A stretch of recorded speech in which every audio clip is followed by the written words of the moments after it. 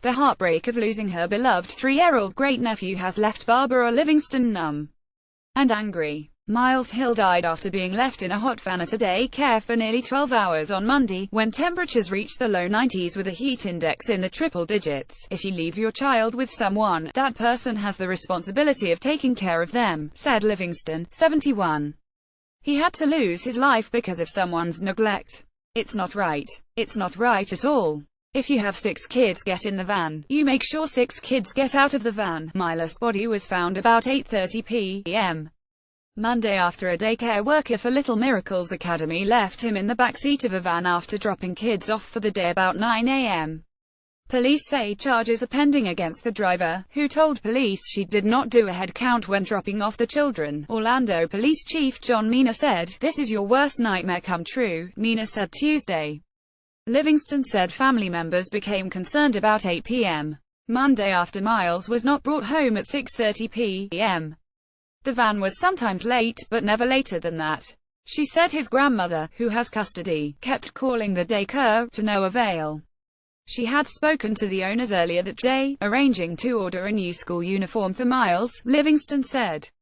The grandmother called police and went to the daycare on Plymouth Avenue off Gore Street near Orange Blossom Trail, Livingston said. "I was on the phone with her and she started to scream, 'She's in the van, dead,' Livingston said. The grandmother called 911, and police arrived to find Miles on the floor in the back seat of the van. Mena said a daycare worker also called officers. Miles Cahill, courtesy of family, "This is an absolute tragedy which could have been prevented," Mena said. Mena said an autopsy would be performed, but it was likely that the boy died from heat-related causes.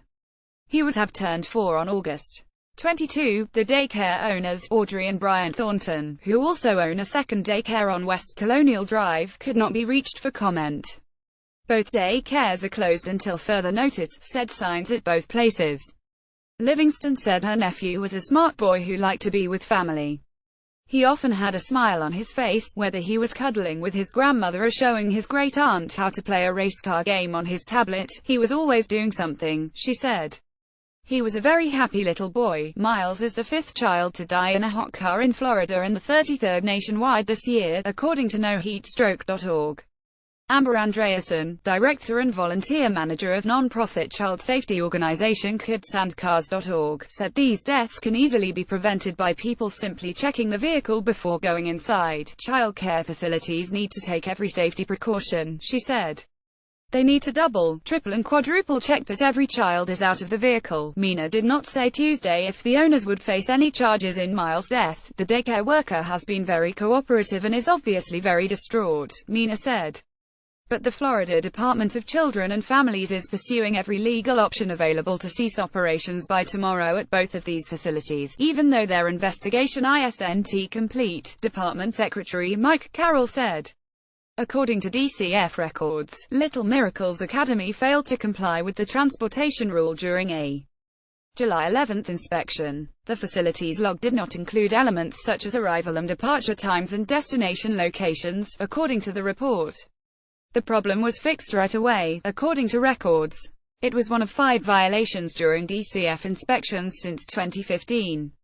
Other violations included not having a caretaker in sight when the children were napping and not keeping attendance records during a fire drill, the records say. Records show the Thorntons filed in 2009 to open the business.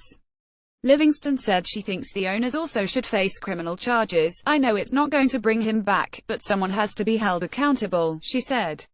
"It's just a must." The mood was somber Tuesday among the people who live and work nearby. Several people delivered flowers, toys and balloons to the daycare's gate to remember and mourn Miles. DCF officials said they are connecting families with children enrolled at Little Miracles Academy with daycare options through the Early Learning Coalition. On Tuesday night, in front of the spot where Miles was found a day before, dozens of family and community members crowded around a makeshift memorial that grew throughout the day to grieve and demand justice. "It's not right. It's not fair," Miles' aunt Betty Federick told the crowd.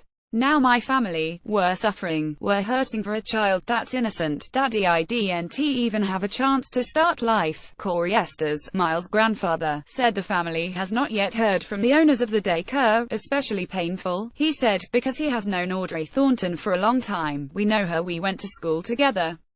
It would have been different if she had come out, Estes said. The fact that we know her personally and that she hasn't come out, it would have been easier to forgive.